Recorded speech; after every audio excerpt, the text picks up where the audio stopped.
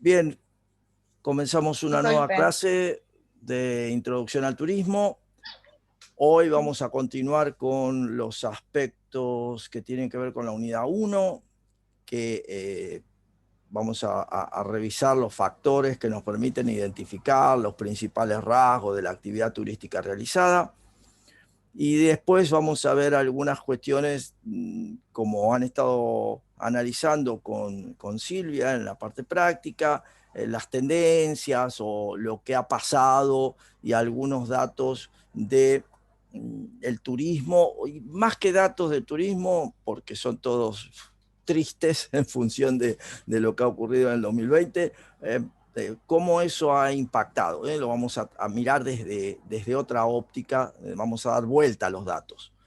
El profe no grabó la clase, la profe no grabó la clase, bueno, está bien, le avisamos para la próxima que la grabe, pero no hay problema. Rocío, a ver, en principio hay un conjunto de cuestiones que hay que tener en cuenta cuando pensamos en cómo identificar la actividad turística. Y recordemos un poquito antes de qué se trataba todo esto de pensar turismo. Y por un lado estaban las definiciones estrictamente técnicas, que tal vez son las que normalmente observamos, normalmente nos invaden con datos de todo tipo, y es porque justamente, como comentábamos la semana pasada, tal vez el juego del interés de los países estaba fuertemente asociado a identificar los movimientos turísticos. Esto es, quién llega, quién se va, cuánto deja, cuál es el movimiento de divisas que se produce, cuál es la utilización de las distintas espacios asociados al turismo, lo que vamos a ver, la planta turística. Esto es cómo se contabiliza, porque en definitiva es eso, es un hecho estrictamente contable, y de allí la importancia de las definiciones técnicas. Esos PDFs están en la U24. Recordá, Agustina, que todo el material está cargado.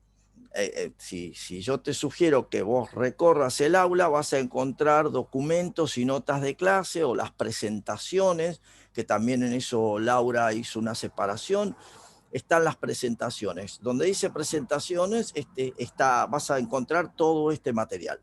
Todas las notas de clase que vamos viendo ya están cargadas. Puede haber alguna diferencia, como siempre digo, de algo que he cambiado a último momento, una pantalla, pero en rigor está todo ya previamente puesto, y a su vez en donde tienen las clases 2021, en el apartado, van a encontrar, ya lo deben haber visto, la clase de la semana pasada, el video, y a continuación del video también están linkeadas las presentaciones. Entonces, claramente lo que tienen que hacer es recorrer el aula y entrar a los distintos links o espacios, y van a encontrar todo el material.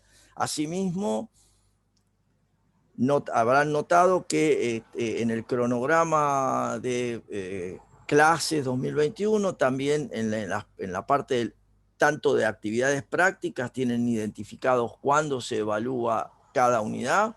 Esta unidad creo que la tienen para evaluar la semana que viene, si mal no recuerdo, y miren, ahí me dice Camila, sí, sí, exactamente. Entonces, lo que significa eso es el uso de la bibliografía, vinculada con preguntas de distinto índole. Ya pueden ser de selección múltiple, pueden ser para completar, puede ser un mini caso, un videíto que aparezca y entonces diga, bueno, ¿qué está pasando en esta situación? Hay muchas formas de evaluar, hay un tiempo determinado, y eso sí, hay establecí creo una fecha que es la semana que viene, pero ahora estoy no me estoy acordando bien qué día lo puse, pero no es relevante. Cualquier cosa después lo reviso. Entonces, todo eso va a ser evaluado y es la primera nota asociada a el 30%, recuerden ustedes, de la participación en el promedio ponderado. Lo que están haciendo con Silvia y con Laura en la parte práctica tiene una carga de 20% de la nota, y cuando cerremos las 3 primeras unidades de la materia, que vendrá el parcial, ese parcial, esa evaluación, reflejará el 50% de la nota. Entonces, la suma de esas 3 participaciones es lo que da el 100% de la nota, y por ende ahí sabremos si obtuve más de 4 puntos, bueno, ya aprobé la comunicación. Si obtuve menos de 4 puntos, como lo hemos conversado, estoy en una situación de recuperar. Y debo recuperar, independientemente de cómo me haya ido, el parcial. Esto es un tema que no tiene vuelta. O sea, no importa cómo me fue, me saqué un 6, me saqué un 7, sí, ok, pero resulta que el 6 es apenas un 3 para la nota.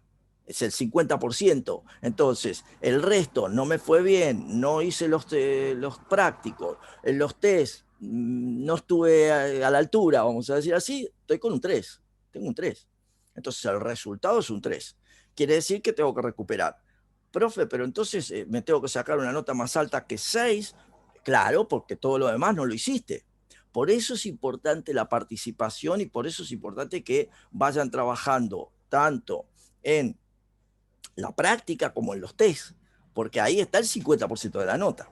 Esa es la cuestión clave para la manera en que el profesor Díaz evalúa. Por eso no es relevante jugarse a todo al parcial, porque nada, a lo sumo, si te fue mal en todo lo demás, te tenés que sacar un 8 para tener un 4. Entonces, ese es el punto. Ni siquiera sacándote un 10, a lo sumo no aprobás, no, digamos, no promocionás, tenés un 5. Este es el punto clave de por qué es tan importante que acompañen la materia. Los parciales los tomás ustedes, si no, qué buen punto ese, Sebastián. Y no te gusta que lo tome yo, no hay drama. En realidad te lo va a tomar el sistema si es por eso. Pero en realidad son todas evaluaciones a partir del sistema y en un momento determinado. Estrictamente el parcial va a tener un horario determinado porque va a ser dentro del curso, dentro de la hora del curso. Los test por ahí pueden ser en otro momento, no tengo problema en que sea, pero el parcial estrictamente sí va a ser en el horario del curso. ¿Sí? Así que, y con la posibilidad de la cámara abierta para estar acompañándolos durante las horas que dure ese parcial. ¿Sí? ¿Ok? Ya saben cómo hacer el parcial, a matar o morir, como dijo uno. En realidad siempre tienen la misma característica, son un conjunto de situaciones, mini casos, interpretaciones, completar, selección. Es muy variada la forma. Así que, Irupé, nada. Vos, visto al revés, ¿y cómo me preparo para esto? Bueno, una manera clara, para que no haya dudas, es, si bien turismo tiene mucha lectura de retención, particularmente no es la manera que a mí me gusta evaluar. Esto es, yo le escapo a toda cosa que tenga que ver estrictamente con la memoria, porque no sirve para nada. Y así de corta, no sirve para nada. Entonces, no soy de evaluar de esa manera, por eso siempre ustedes ven que hay una interacción buscando, bueno, ¿y qué pensás vos de esto? Es decir, en función de lo que leíste, ¿qué respondés acá? Obvio, hay una respuesta, siempre hay una respuesta, pero vos, ¿cómo lo ves? Entonces ahí es la importancia de cómo ustedes están estudiando. Reitero, no es de memoria, no es leer y leer a ver qué me queda, no va por ese lado. Es decir, va por el lado de leo e interpreto y relaciono. Eso es la manera en que en cualquiera de mis cursos, yo doy economía, doy turismo, doy política, en cualquiera de mis cursos he dado marketing, investigación de mercado, lo que quiera, todo, cualquiera sea mi curso, es así. Es leo, interpreto y relaciono. Punto. Nunca te pido una definición, nada. Nunca, no es que no te la pido, por ahí yo te pongo la definición.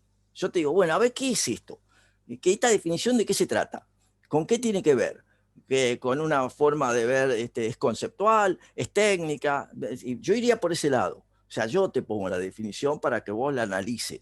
Porque, de vuelta, a mí lo que me importa es que mis alumnos aprendan a elaborar, a pensar, a reflexionar. Lo que tiene esta carrera, en esta facultad, justo ayer estaba hablando de esto con los alumnos de política, ayer empezó el curso de política de cuarto año, y entonces ellos ya están al final de la carrera, y obviamente, entonces, una de las preguntas que les hice ayer era, bueno, y ya estás finalizando, ¿y cómo estás? ¿Estás contento? ¿Cómo va? Por suerte, la mayoría está contento, por no decir todos contentos, algunos más, menos, pero claro, ¿se acuerdan que el otro día a ustedes les hice la pregunta, bueno, ¿por qué estás acá? ¿Qué estudiaste? Y porque me gusta viajar. Todo. Bueno, mis alumnos de cuarto año, ayer cuando les hice la pregunta, algo parecido, también, claramente, muchos, en realidad, interesante, los que llegaron a cuarto, una parte importante era porque el plan de estudio les había gustado. Esto es interesante. Había también quienes les gustaba viajar, quienes iban a ser agentes de viaje. Obviamente se han dado cuenta que no van a viajar ni a palo, o sea, de casualidad van a viajar, porque eso es así, ¿no? No es que turismo es vamos a viajar. No, o sea, turismo sí, la licenciatura de turismo no necesariamente. Entonces, los alumnos de cuarto se daban cuenta de todo lo importante que era porque observaban 4 años después, bueno, la importancia que tiene pensar el negocio. Pensar el negocio, o sea, pensar el turismo como el hecho económico que es y con sus implicancias. Y entonces lógicamente nuestra facultad, el plan de estudio y demás, tiene una orientación fuerte en lo que es aprender a pensar el negocio, planificar, organizarse, cómo generar alternativas, más no porque no tenga otros componentes, pero sí tiene una impronta fuerte sobre eso.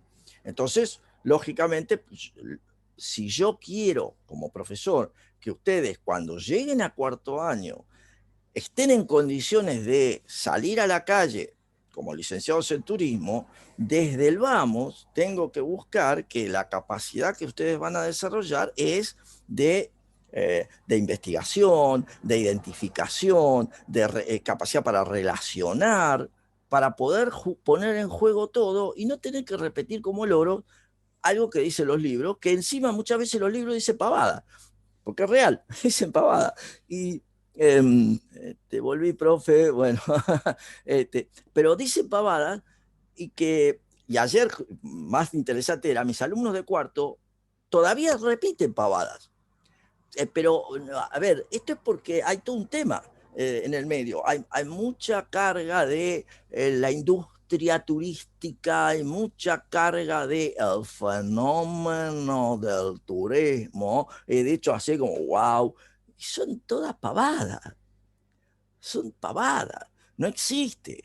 O sea, no existe la industria turística porque no existe, porque no hay un encadenamiento vertical y no existe el fenómeno turístico como hecho irrepetible, una de las acepciones. Entonces todo se engancha como la cosa única del turismo. ¿Qué única? Si tenemos en el 2019 1.500 millones de tipos viajando, ¿cómo que única? ¿Cuál es el hecho? Digo, eso para que ustedes la cabeza abra y sean críticos, muy críticos. Ojo, en serio, críticos. ¿Y por qué? ¿Y de dónde viene esto? ¿Y por qué se dice así?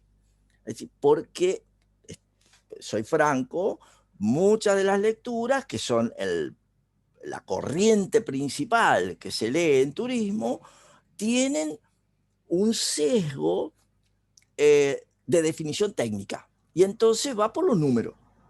Y entonces todo lo que aprendes va por los números. Y cuando te corres un poquito, que vas a lo conceptual, el otro carril de las definiciones, y ahí, bueno, ya cada uno dice lo que le parece y se cree que es el dueño del circo, y porque todos dicen una genialidad. Y no es así. O sea, no es así. Entonces, a eso voy cuando les cuento cómo viene la mano con estudiar turismo, por lo menos en esta casa de estudio. En otro lado, de hecho yo soy profesor en otras casas de estudio y bueno, hay que adecuarse, hay que ver cómo manejarlo. En esta casa de estudio, este es el camino. Entonces, digo, disculpen esta ampliación, pero es para que ustedes se sientan cómodos en lo que están, en cómo están estudiando y se den cuenta que si no están revisando de esa manera, no van a estar cómodos. Ese es el punto, porque no van a poder dar respuesta a situaciones porque están revisando los textos muy estructurados. Y si uno los revisa muy estructurado, perdió. Perdió. O sea, tiene que abrir la cabeza y poder relacionar. Eso es la clave. Entonces, cuando tratamos de identificar los rasgos, estamos con el origen, con el territorio, con la duración, con la distancia, con los medios, con la motivación. Fíjense, listado concretísimo de datos. Datos. Vamos a entrar un poquito para que no haya duda. Esperen, que... opa. Ahí. No, señor, no, señor. Pues entonces, ¿quién lo tiene? Ay, por favor.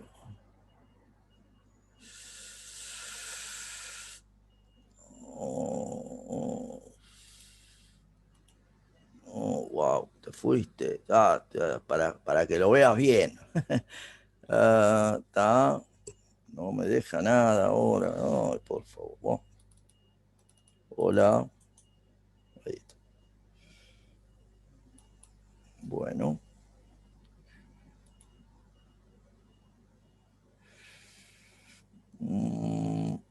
Borrar. Ahí está. El origen. Cuestiones de definiciones claves para entender de qué estamos hablando. Una definición concreta vinculada al turismo tiene que ver con lo que se entiende como el flujo turístico. Cuando uno hace mención a la palabra, al concepto flujo, es muy importante entender que flujo es una variable, es un análisis de lo que ustedes quieran, pero que tiene que ver entre dos momentos, entre el principio y el fin. Es decir, flujo como idea siempre es un concepto que refiere a eso, principio y fin. Entonces, el flujo turístico es un movimiento, es una variable, es una magnitud que se expresa entre un punto de origen y un punto de finalización y vuelta. Pero ese es el concepto del flujo. Solo para marcarles la diferencia, cuando yo puedo visualizar algo estrictamente en un momento del tiempo, eso es un stock. Es como si ustedes dijeran, ¿cuántos turistas hay en este momento? O en este caso, nosotros. Yo sé que hay 64 alumnos en el aula. Eso es un stock. ¿Por qué? Ahora, en este momento, yo puedo identificar 64 alumnos. Cuando entré al aula, había menos alumnos. Entonces, algunos llegaron después. Entonces, ¿ahí qué hay? Una diferencia entre un stock, los alumnos que había cuando yo entré al aula, y un nuevo stock, los alumnos que hay ahora que yo estoy viendo. Fíjense que entre esos dos momentos del tiempo, que son dos stocks, dos datos, ¿qué pasó? Se incrementó la cantidad de alumnos.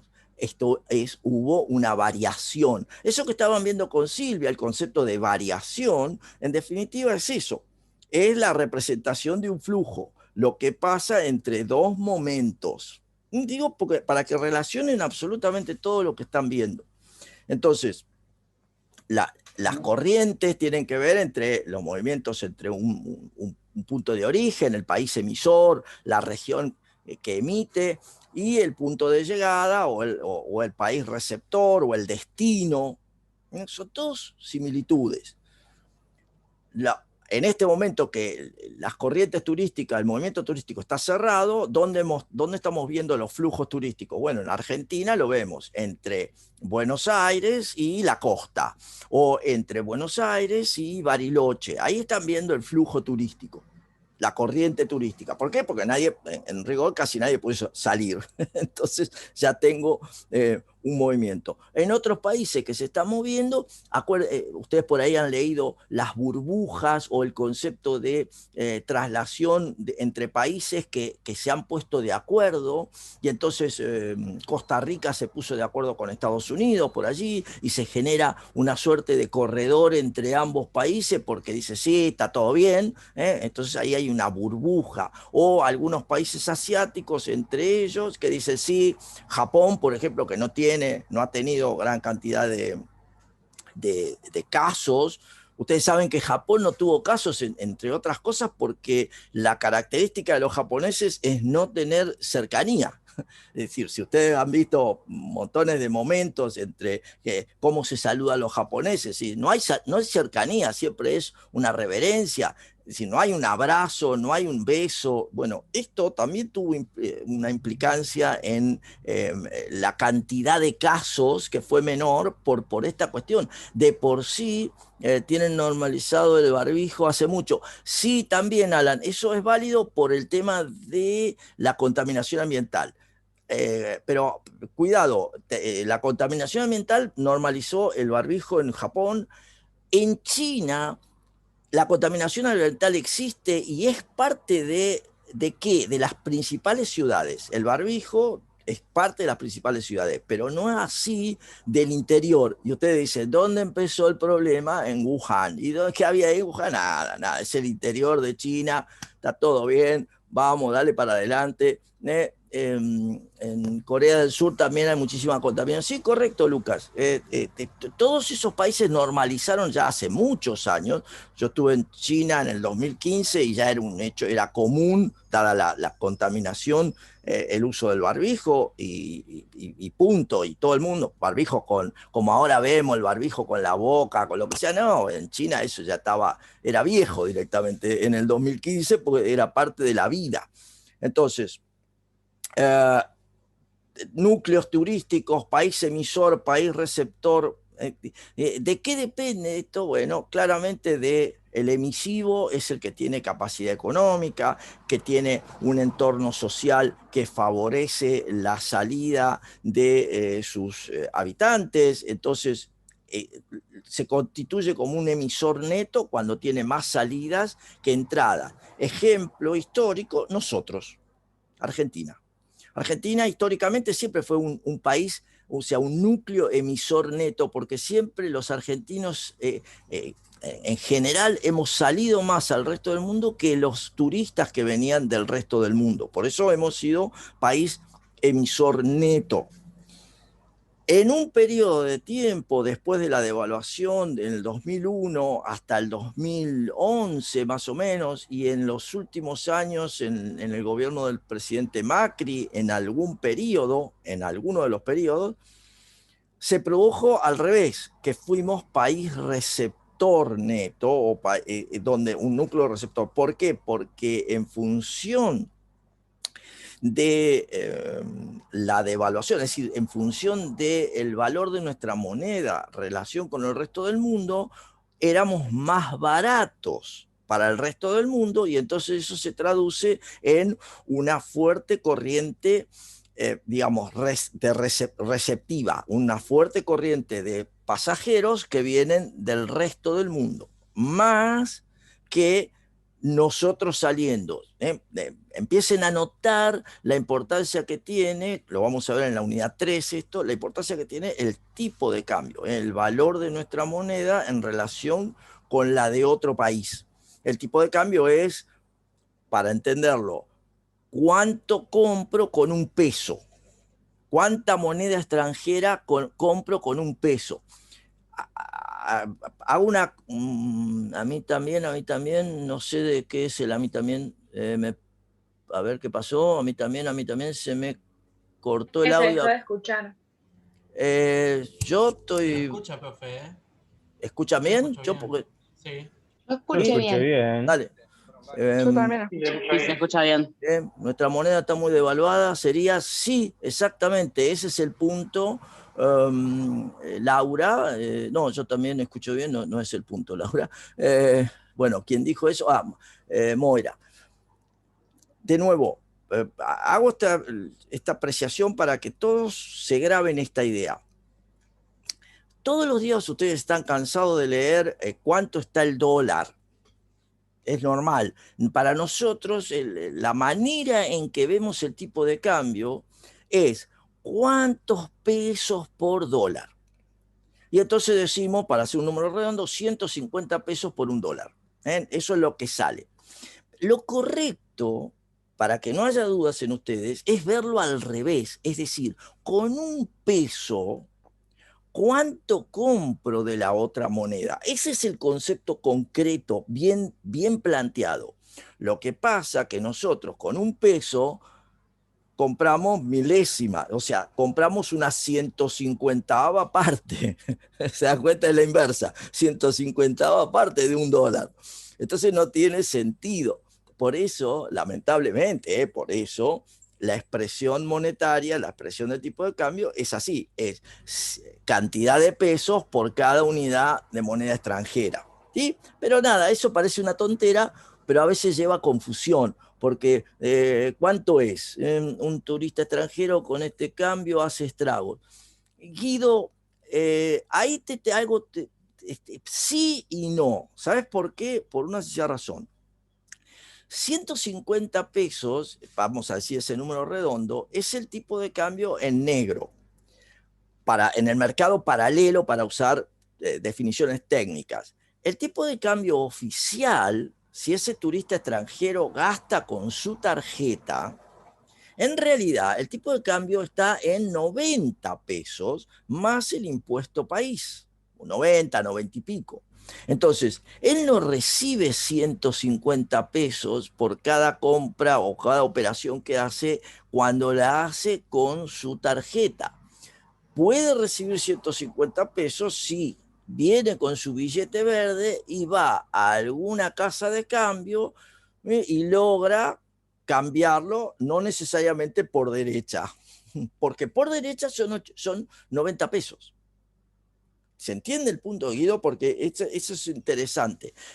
Para el turista, a ver, Argentina está más barata, pero no lo barato que nosotros, al ver esos 150 pesos, vemos. Este es un tema clave, porque el turista extranjero no viene con dólares, en el sentido, no viene con euros. ¿Qué quiere decir eso? No viene con la billetera llena.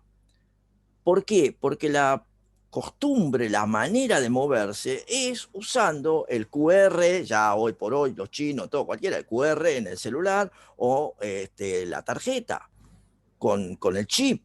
Entonces, si esa es la costumbre, quiero que observen que eso va por tipo de cambio oficial. Y el tipo de cambio oficial son 90 pesos, 90 y algo. Y eso es lo que le va a reconocer la tarjeta. Le va a decir, flaco, vos pagaste 90 pesos. Y, pero 150, no, 150 no. Digo, para visualizar eso, no estamos tan baratos como creemos que estamos. Ese es el punto. Para los turistas fronterizos, para nuestros vecinos, sí es más fácil venir por allí, un brasilero viene, un uruguayo viene, sí, traigo la moneda en el bolsillo, más o menos, pero de nuevo, es un problema también asociado a la seguridad. Es como cuando nosotros vamos a Chile o a Uruguay, ¿cuánto llevamos en el bolsillo? No, no llevamos tanto.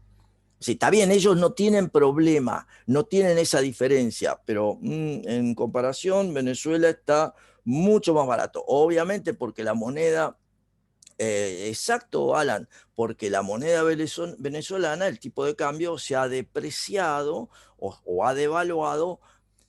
Pensemos para hacer una comparación que Venezuela estaba en una inflación del orden del, déjame pensar ahora, 100.000, ya se me escapan los números, pues son demenciales los números de Venezuela en términos de inflación, pero estaban cercanos, acaban de sacar un billete nuevo de 1.000.000 de bolívar, y 1.000.000 de bolívar ni siquiera compra un dólar, si mal no recuerdo. Entonces, ahí estamos mostrando las situaciones asociadas a esto de la cantidad. Son bandas de billetes. Sí, sí, una amiga venezolana me dijo que un auto son 12 millones y medio. Bueno, perfecto, 12 millones y medio de bolívares. Tenés que ir en carretilla llevándolo, y esto es real porque si ustedes vieron alguna foto, generalmente usan paquetes, se empaquetan los billetes y se llevan los paquetes, ¿sí? No, un euro. Ah, el euro, de 12 millones. Ah, ahí está, porque el auto hasta me parecía barato. Bueno, 12 millones de bolívares. Y sí, tal cual, 12 millones de bolívares. Entonces, para ir a comprar un euro, tenés que llevar una carretilla de billetes. Entonces, por eso sacaron el billete de 1.000.000. Está, porque 12 millones serían 12 billetes. Ahí sí.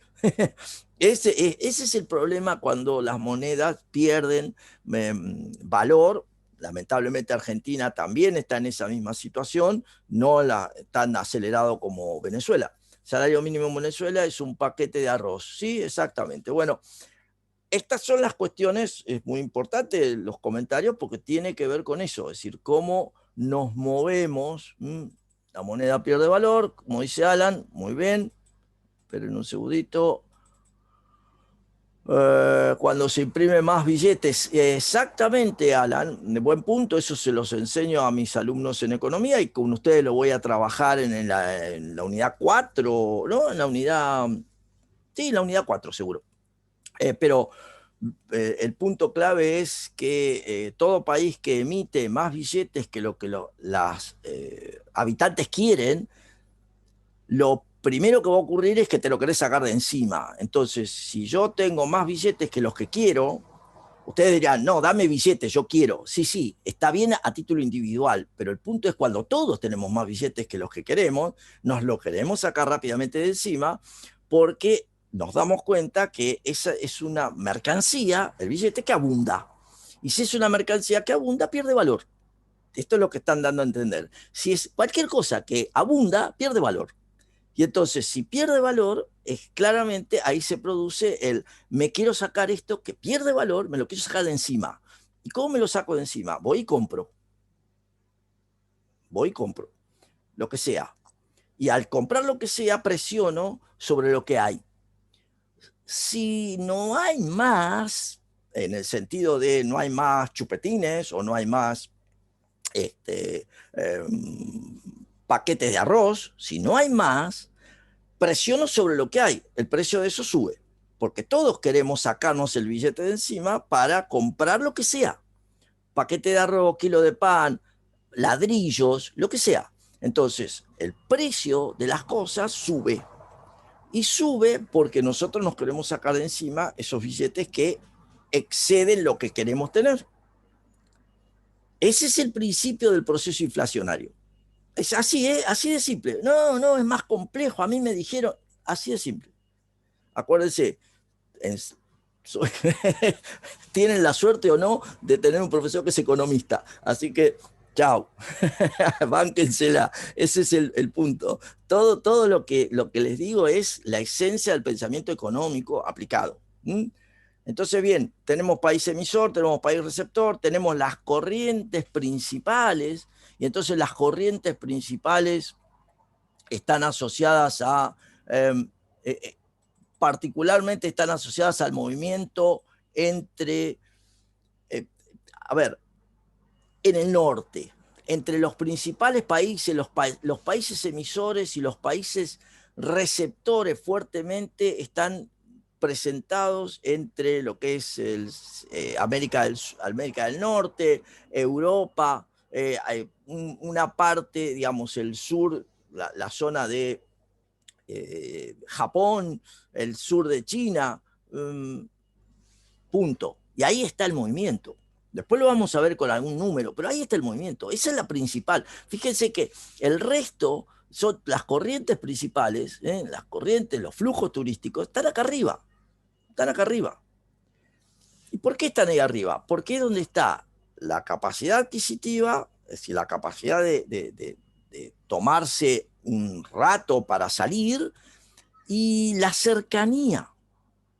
Porque en definitiva están cansados de ver películas donde a la mañana estoy en Nueva York y a la tardecita estoy en París. ¿Cómo es? Y sí, tengo 6 horas. A la mañana estoy en Nueva York, a la tarde estoy en París. Cualquier película lo ven. Ay, nos vamos, los chicos que dicen, nos vamos de fin de semana y las películas se arman. ¿Y por qué te vas un fin de semana? Y porque en 6 horas estoy. Es como si fuéramos de acá, de La Plata, a Bahía Blanca. 7 horas, 6 horas. En 6 horas estoy en París. Y acá en 6 horas estoy en Bahía Blanca.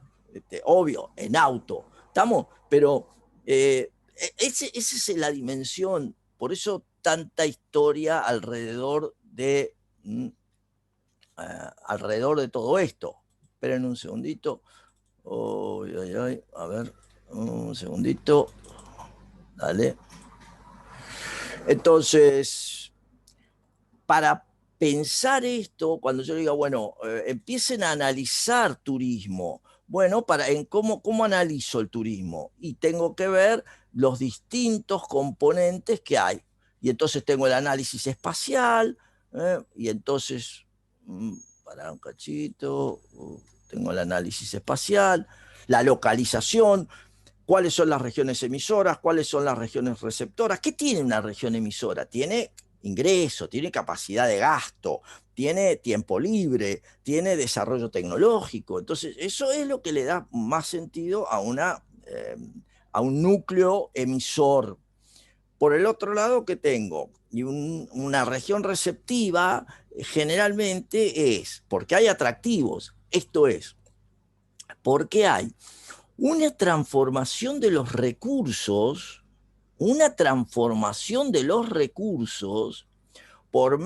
que los vuelve en la capacidad de ser utilizados por los individuos, por las personas. Para tener una idea de lo que es el atractivo, porque el atractivo es algo que existe, pero que está transformado para que pueda ser usado. A diferencia de lo que es un recurso, el ejemplo concreto, esto lo vamos a volver a ver, pero para que no haya duda, los que estamos en La Plata, yo les puedo decir, ¿cuál es el recurso clave desde el punto de vista de la religiosidad? El recurso que existe en La Plata es la catedral. Ahora bien, la catedral es un lugar de culto. ¿Qué ocurre? Cuando a la catedral, que es un lugar de culto, si las personas van los católicos a orar. Ahora bien, ¿por qué va a ir alguien de otra religión? O que sea un agnóstico, que no tenga religión. ¿Por qué va a ir? En rigor, si fuera un lugar de culto, no va. ¿Pero por qué puede ir? Bueno, porque nosotros hemos dotado a la catedral ¿de qué?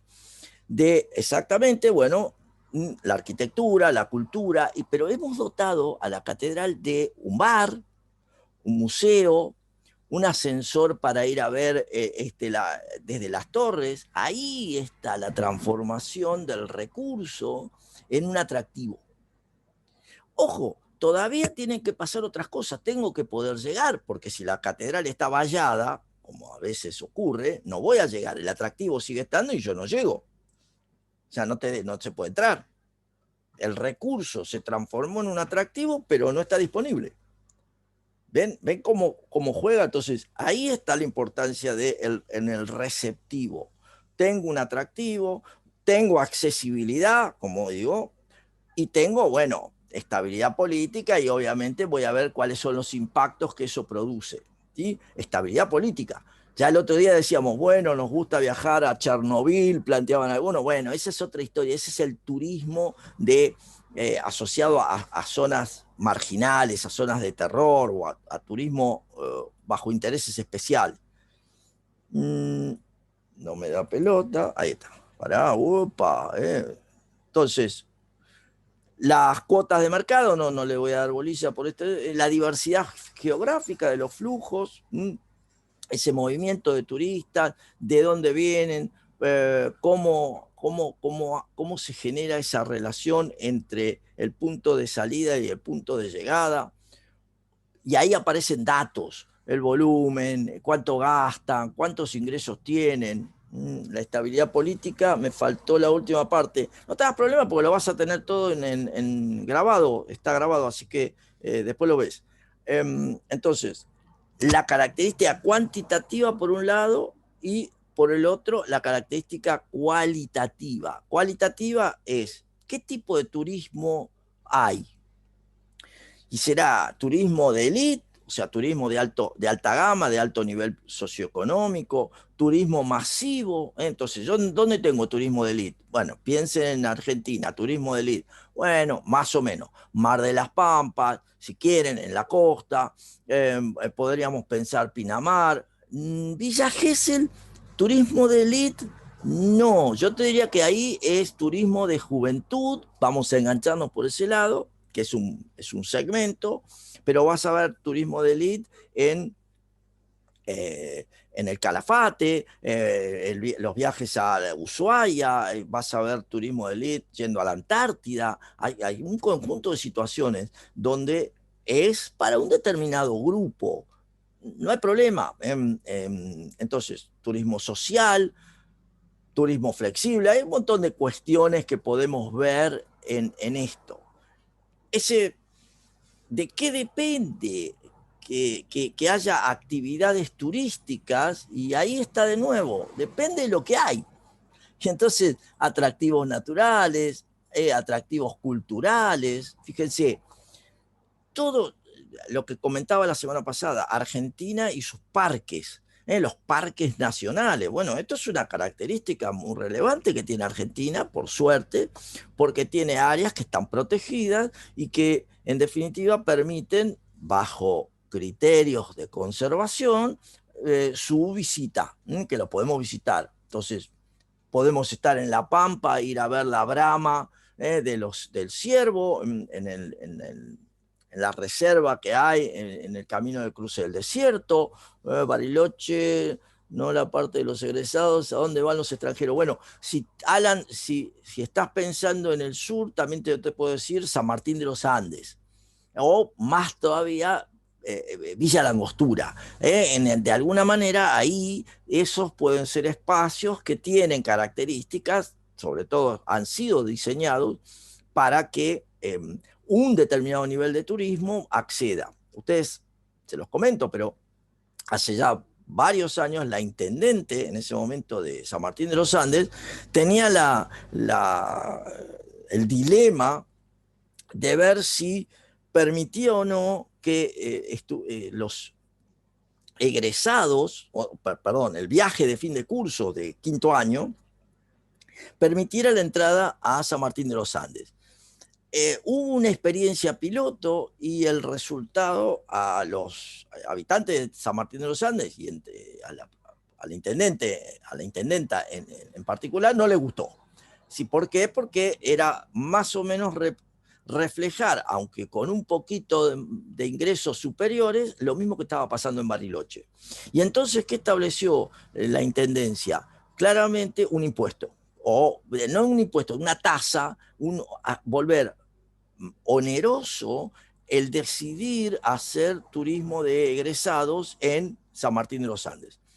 Porque de esa manera, entonces, como le puso un precio alto a poder ir a vacacionar de fin de curso a San Martín, claramente el grueso de las agencias de turismo entendieron que no iba por ese lado y a nadie más se le ocurrió llevar a los egresados a San Martín de los Andes en una manera masiva como la que normalmente ocurre en Villa Carlos Paz o en Bariloche. Digo para entender, porque esa es una decisión política. Está asociado, tengo un lugar, pero es una decisión política. Entonces, tengo por un lado factores de localización, la infraestructura, el patrimonio, los parques, los atractivos, recuerden, si eso no está a disposición, por más que los tenga, no sirve para nada. Tengo que tener una diversidad de espacios para permitir las distintas modalidades de turismo. Tipología de productos de espacio asociado, de turismo rural, turismo cultural, sol y playa. Esto también es importante pensarlo porque les pongo solo un ejemplo que lo vamos a volver a ver en la unidad 4, en los impactos, pero piensen ustedes que el otro día, hace 2 semanas, se volvió a abrir Machu Picchu. Machu Picchu se abrió con una capacidad de turistas por día del 30% de lo que normalmente puede visitar, que son alrededor de 800 personas. O sea, 800 turistas por día pueden entrar a Machu Picchu. Pero, ¿por qué hago este comentario? Cusco, que es el lugar normalmente desde donde parte el tren, donde parten los turistas para acceder en calidad de excursionistas a Machu Picchu, vive exclusivamente del turismo de Machu Picchu. Por lo tanto, el poblado de Cusco, la ciudad de Cusco, que es hermosísima, tiene un montón de cosas, está muerta. Totalmente. ¿Por qué? El año pasado no tuvieron a nadie, vivían de Machu Picchu y ahora tienen 30%, con todas las ganas por día. O sea, nada. Esto también tiene que ver con la variedad de productos. En este caso, la localidad de Cusco solo vive de un producto, Machu Picchu. Entonces, fíjense que la situación de los pobladores de Machu Picchu, de Cusco, es mortal. ¿Por qué? Porque no hay forma de generar otros ingresos, porque es un monoproducto, un único producto. Viven de Machu Picchu. Cuando la idea sería buscar variedad de productos para tener posibilidades. Bueno, cuando trasladémoslo a nosotros, la costa, monoproducto, sol y playa, está bárbaro, pero no hay sol y playa, fuiste. Chau, se terminó. No hay generación de ingresos. ¿Sí? Bien. Los impactos del turismo sobre el destino, bueno, perfecto, tipología de impacto, económico, ambiental, social. Esto es claramente la unidad 4, pero ya les adelanto, o sea, cómo incide lo que pasa. Generamos más ingresos, lo que decía recién, Cusco, impacto económico. Se cayó el turismo y se cerró el pueblo. Entonces, impacto ambiental. Bueno, ¿cómo incide el turismo en el ambiente? Y ahí aparecen las fotos del año pasado cuando veíamos Venecia con los cisnes por los canales. ¿Y por qué Venecia tiene cisnes? Si jamás vi un cisne, porque no había nadie. Y entonces volvieron las aves. Y uno dice, wow, eso pasó porque no había turismo. Fíjense qué loco. Eso pasó porque no había turismo. Lo mismo que el desarrollo de las tortugas en Galápagos o el desarrollo de las tortugas en el norte de Brasil.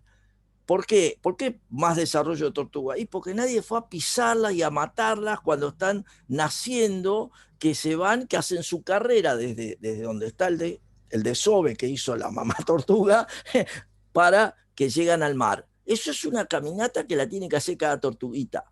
Bueno, el problema es que cuando la gente está, mueren, no pueden llegar. Más allá de las gaviotas que se van a querer comer, bueno, eso es la naturaleza, eso es parte del juego, pero el punto es que nosotros accionamos. Entonces ahí vienen los impactos ambientales y los impactos sociales cuando, bueno, se modifica la manera en que nos relacionamos. Un ejemplo que lo vamos a volver a ver, pero es clave, es la prostitución. Si la trata de blancas, la prostitución, ustedes creen que eso es, uy, sí, es de las películas. ¿Eso con qué tiene que ver? Con el turismo. O sea, no, bueno, pará, no es la culpa del turista.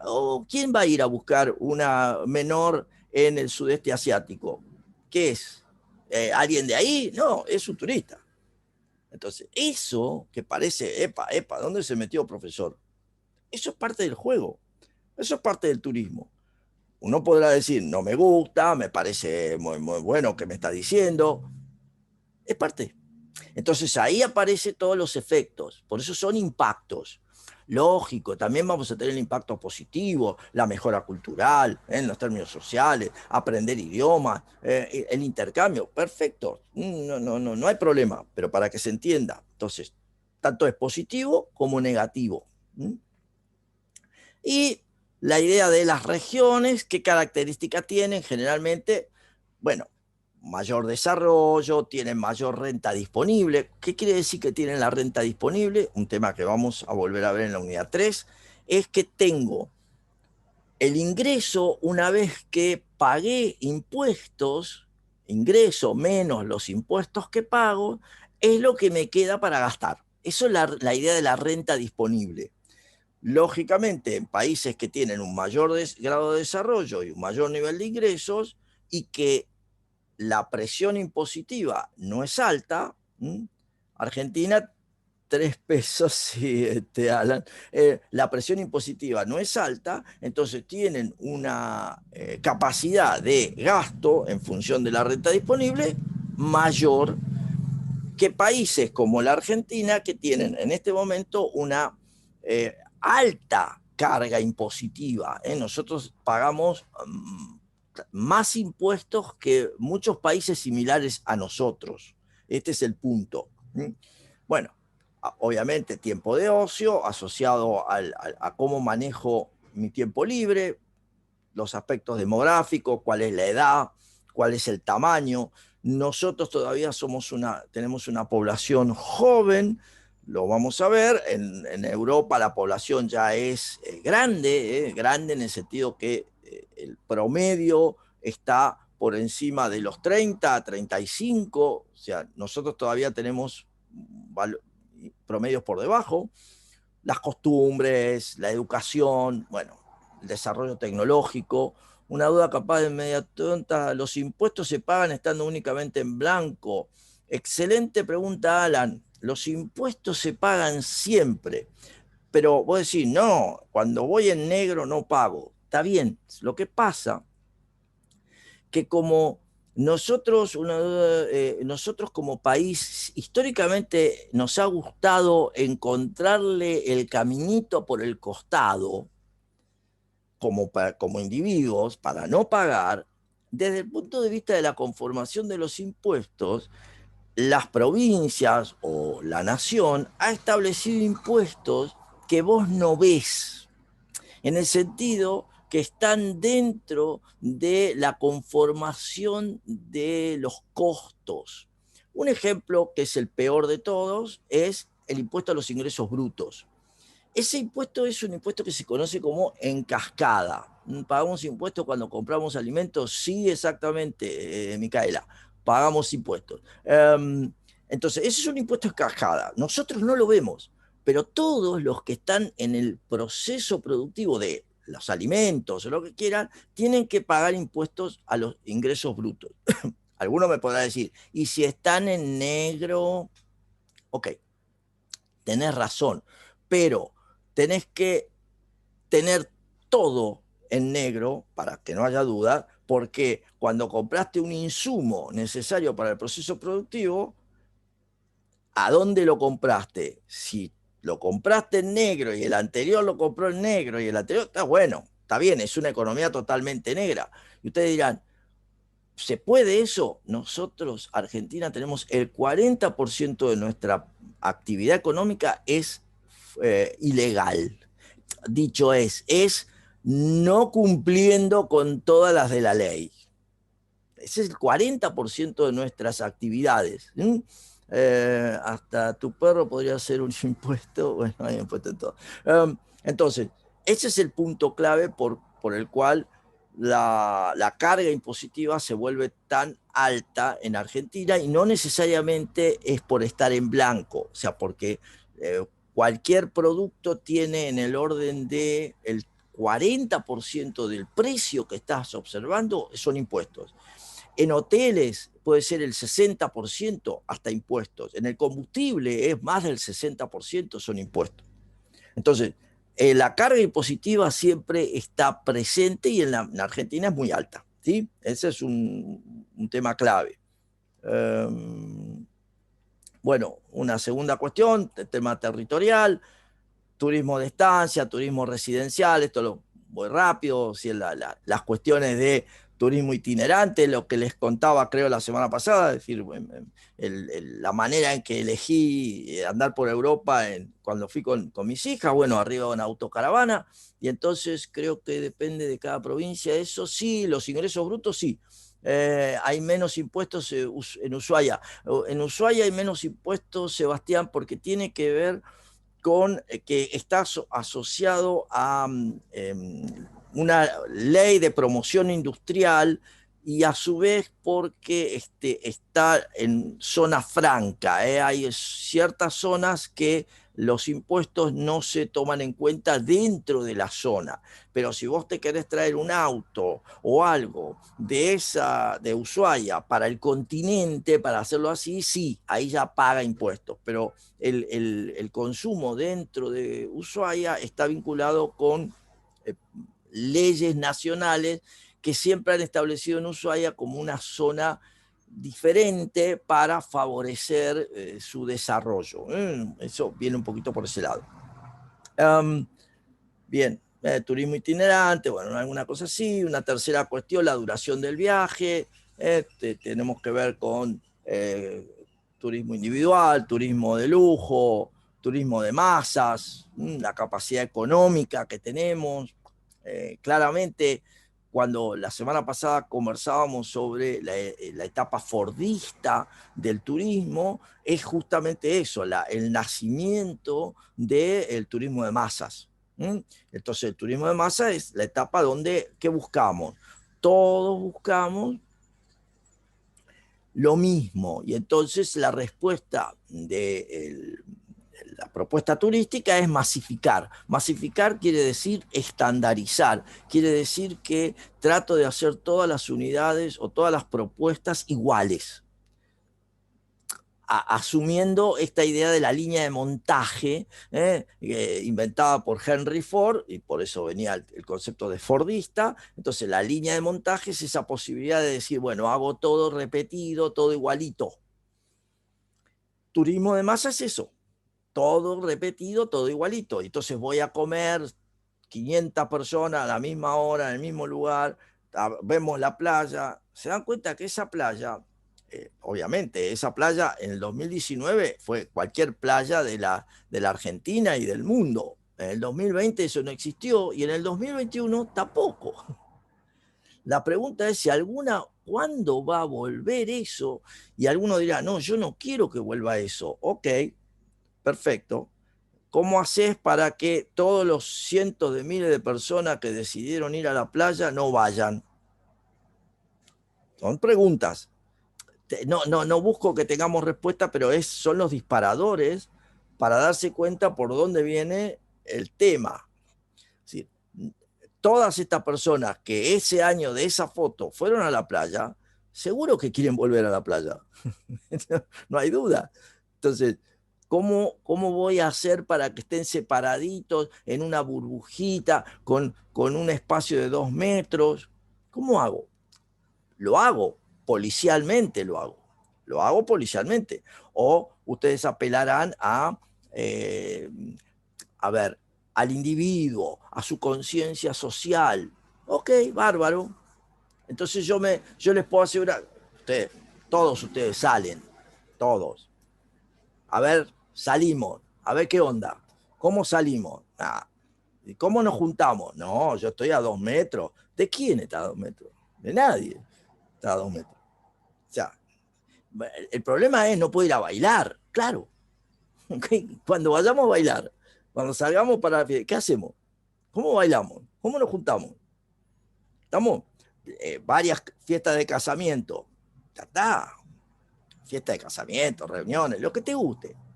El último primer día, sus amigos que se están terminando el secundario, el último primer día, digamos, creo que depende de es imposible arreglar un boliche con este contexto. Sí, exactamente, porque los costos no son manejables en función de la cantidad de personas que pueden entrar. Es decir, la apertura de un boliche cerrado con el aforo digamos, con la cantidad de personas, no dan los números. Particularmente tuve boliche muchos años, así que no dan los números. Así que ese es el gran tema. Turismo de intereses especiales, bueno, sí, todo. Por ese lado va. Claramente va por el lado del turismo de intereses especiales. ¿Por qué? Porque es la manera de trabajar sobre la cultura, trabajar sobre los grupos, trabajar sobre los aspectos temáticos, pero tiene una restricción eso.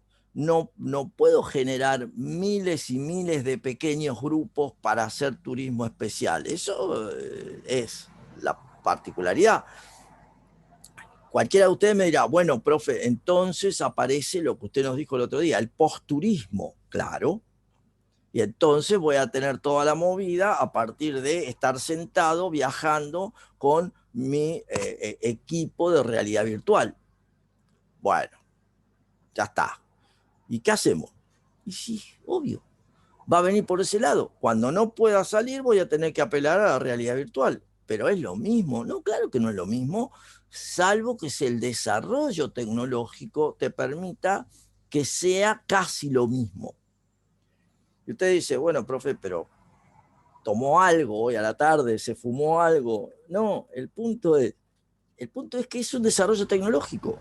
Ya tenemos guantes para tocar, o sea, ustedes lo han visto en las películas, pero ya está, ya existe, guantes, ya tengo sensores olfativos para poder percibir los olores, ya está. Es decir, es una cuestión de masificación, pero eso ya está, ya existe, no es un invento, ya existe. Entonces ya existe que yo pueda estar tocando un lugar, ya existe que yo pueda estar oliendo Calcuta, estoy en la India, esto es un tema, es una experiencia. Ir a la India es una experiencia por los olores, no solo visual, es por los olores, porque es otro planeta. Entonces, lo mismo en algunos pueblos de China, la experiencia es el sentir los aromas, es otra cosa. ¿Sí?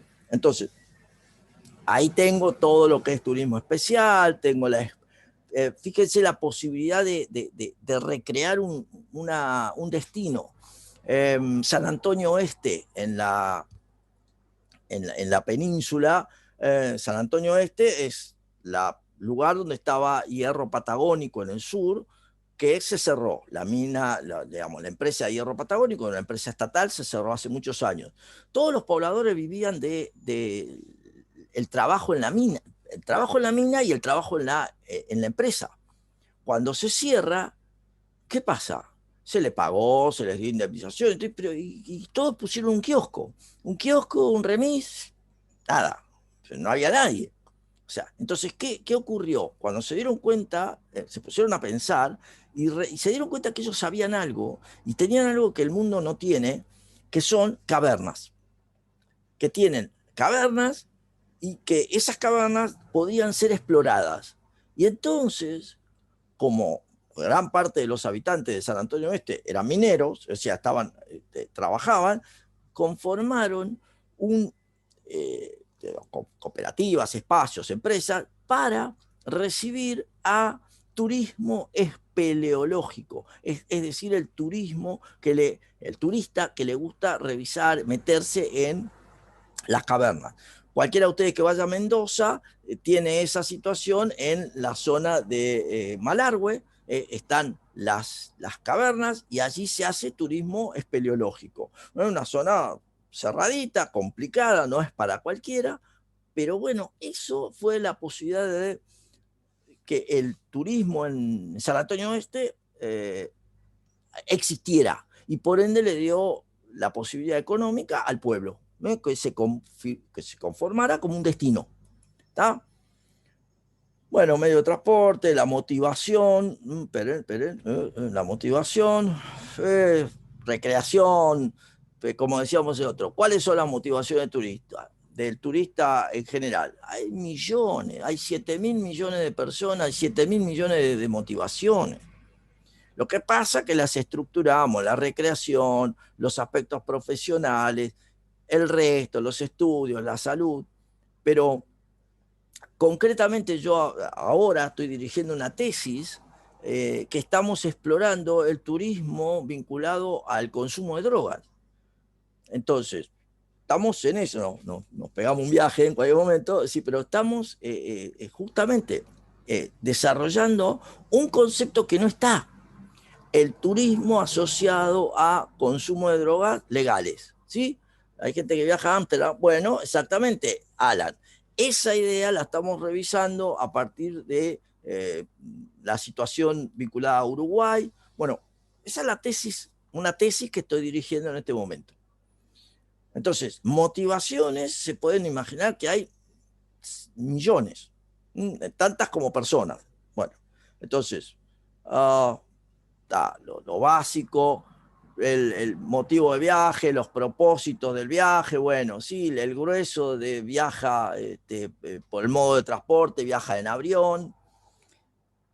De vuelta, estos son datos relativamente actuales. Actuales no del año pasado, porque del año pasado, cualquier dato que ustedes observen del año pasado es todo para abajo, todo negativo, todo, no se hizo nada. Entonces, estos son los últimos datos que hubo, que son los que cualquiera va a usar para comparar. Y entonces el propósito de la visita, bueno, el 53% digamos, por recreación, por turismo, o sea, para de ocio, la mayoría. Y ahí tengo entonces, ¿qué hago con mi tiempo? Y esto es interesante porque fíjense que yo, la vida, las 24 horas de todos los días de la vida, se reparte en dos cuestiones. Una es trabajar y otra es no trabajar. Digo, es el tiempo que le destino al trabajo y el tiempo que libre. El tiempo que le destino al trabajo tiene la posibilidad en un lugar fijo o eventualmente viajar, asociado a lo que conversábamos la semana pasada, el turismo de negocios. Entonces, fíjense, tiempo de trabajo, generando ingresos en el punto de origen, tiempo de trabajo. El tiempo libre, es decir, el tiempo liberado, que no es trabajo, tiene también dos componentes. Primero, el que estoy forzado a usar, que está asociado a dormir, comer, si es el tiempo forzado en el sentido, lo tengo liberado, pero ya lo tengo vinculado a algo específico. Y el tiempo libre, total. Ese tiempo libre tiene también aperturas. Tal vez, noten qué interesante, en este momento, acá en esta clase, nosotros estamos usando nuestro tiempo libre, pero para la educación. ¿Sí? Es una decisión voluntaria. ¿Se dan cuenta? No estoy obligado a estar acá. Entonces la educación, el trabajo voluntario, eso es el uso del tiempo libre.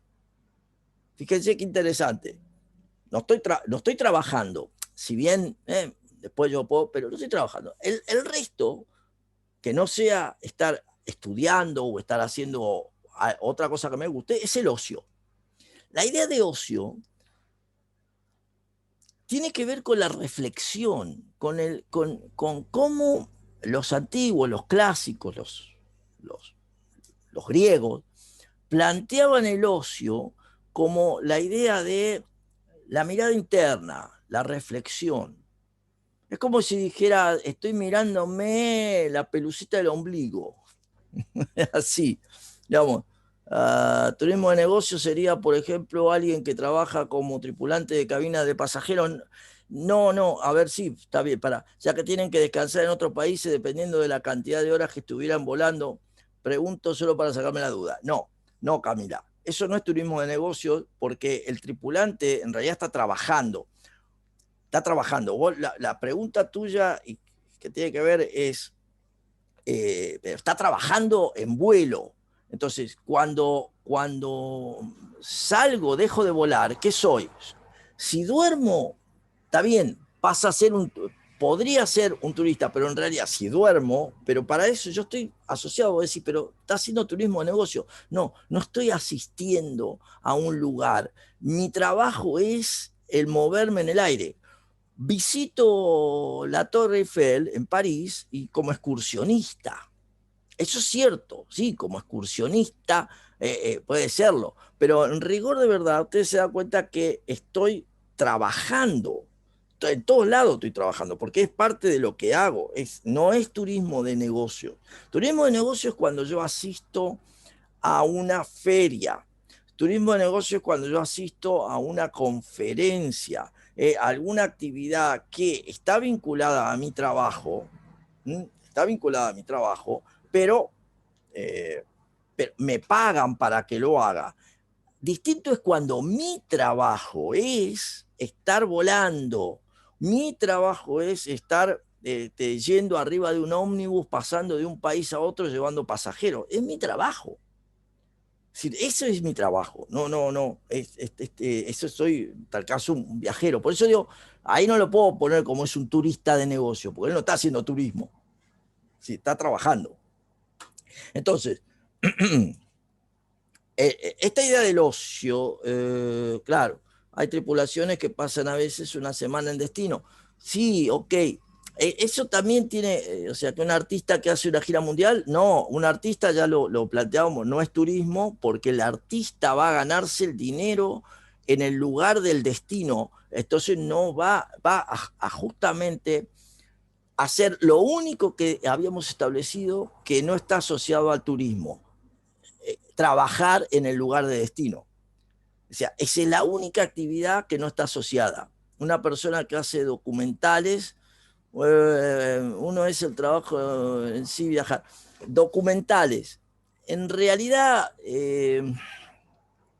donde podría ser, pero de nuevo, es su trabajo. Es parte de su trabajo, porque no, a ver, no voy a hacer turismo. ¿Entienden el punto? Soy un turista, yo voy a trabajar. Está bien, ¿dónde te pagan? En realidad yo voy a trabajar, es mi trabajo hacerlo.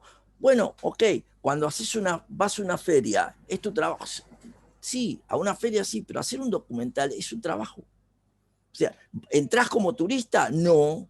Seguramente te van a pedir una visa o te van a pedir que entres. Bueno, pero yo no digo nada. Ah, bueno, entonces nada. No, o sea, no. Ahí hay que entender el punto, que es, ¿cómo declaro cuando entro a un país? ¿A qué vengo? Después podemos inventar cualquiera, pero ¿qué es lo que declaro? No, vengo a trabajar. Bueno, vengo a trabajar. No soy turista, vengo a trabajar. O sea, después eventualmente, obvio, visito. A mí me ha pasado, para que no haya dudas, yo soy consultor. Aparte, muchos años me la pasé viajando. ¿Y qué hacía cuando llegaba, por ejemplo, Mendoza, Malargüe? Entre San Rafael y Malargüe, yo iba a una escuela a trabajar, a una escuela, ahí, y entonces hay un control policial. Y porque pasando San Rafael, en el camino a Malargüe, están las leñas. Entonces, ¿qué te preguntaba en el control policial? ¿A qué viene? Para evitar cualquier situación, yo decía, no, estoy recorriendo. Yo iba a trabajar. Porque si yo planteaba que iba a trabajar, entonces empiezan las preguntas, ¿a dónde? ¿Por qué? ¿Qué esto? No me interesaba. Entonces yo estoy recorriendo, voy a dar una vuelta, vengo a Malar, voy a visitar gente, qué sé yo, vengo a ver el planetario, el Malargüe, un planetario espectacular. Entonces, ¿ahí qué decía? Yo estaba diciendo que era turista. ¿Era real? No, claro que no era real. No era real. Pero el punto es que si no, tenía otras complicaciones. Entonces no me interesaba. Por eso separo el punto. Concretamente, ¿cuál es la actividad? Trabajo. Voy a ganarme el dinero. Sí, no estoy haciendo turismo. Esa es la diferencia, para entender bien el tema clave. Lo que después diga es parte de cómo me conviene. Por eso lo que yo les comentaba, los problemas que tienen las estadísticas en todos los datos que no necesariamente son los reales. Entonces, cuando estoy haciendo ocio, puedo hacerlo en casa o puedo hacerlo en el exterior. Y entonces tengo el ocio en el exterior, que tiene que ver con el aspecto de la salud, que tiene que ver con el ocio, que es concreto, aspecto de la peregrinación, la cura, la visita familiares, una motivación. La otra, por ahí más amplia, el ocio turístico, que puede ser el excursionismo, cuando voy y vuelvo en el día, un turismo de corta duración, porque involucra pocos días, el fin de semana, nuestros famosos fines de semana largos, justamente. La tendencia ha sido a aumentar la cantidad de fines de semana largos porque la forma en que hemos evolucionado para hacer turismo nos llevó a salir varias veces en el año. Antes salíamos una vez en el año, verano. Eventualmente los que les gustaba podían salir en invierno, pero si no se salía, bueno, tenemos las vacaciones de invierno, pues salía en verano y un poco en invierno. En verano, un mes en la costa. No está más eso, no lo hace nadie. Alguno, bueno, no, desapareció esa manera de vacacionar. Entonces nos vamos 5 días, 7, eventualmente 10, y entonces buscamos para después irnos en Semana Santa, y buscamos para después irnos en otro fin de semana largo. Bueno, eso. Fin de semana de turismo de corta duración. Y si no, la vacación, larga duración, pero claramente eso ha perdido fuerza. Bueno, motivos de visita, desplazamientos cotidianos, parientes, religión, compras, nuestras visitas a Chile, o cuando se da vuelta el tipo de cambio, las visitas de los chilenos, los paraguayos, los brasileros, los uruguayos a la Argentina. Es un ida y vuelta. O sea, cuando nosotros somos baratos, nuestros vecinos vienen, Bolivia, vienen al país. Cuando los vecinos son baratos, nosotros vamos, el famoso DM2 en Chile o en Miami, donde quieran. Eso es parte del juego. Actividades que hacemos durante la visita, bueno, de lo más variadas, tratamiento, salud, qué sé yo, actividades religiosas, descanso, bueno, pero se dan cuenta que todo eso es estadístico, o sea, son datos.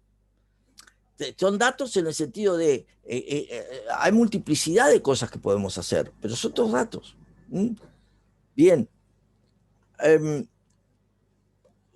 La idea clave es eso, ese es el planteo de cómo trabajamos los factores que implican la movilización de las personas de un punto de origen a un punto de destino. Lógicamente, como ya lo dije el otro día, hay que volver, porque si no vuelvo, no soy turista. Es decir, la esencia de todo esto es porque es un viaje circular. Voy al destino, hago lo que sea y vuelvo.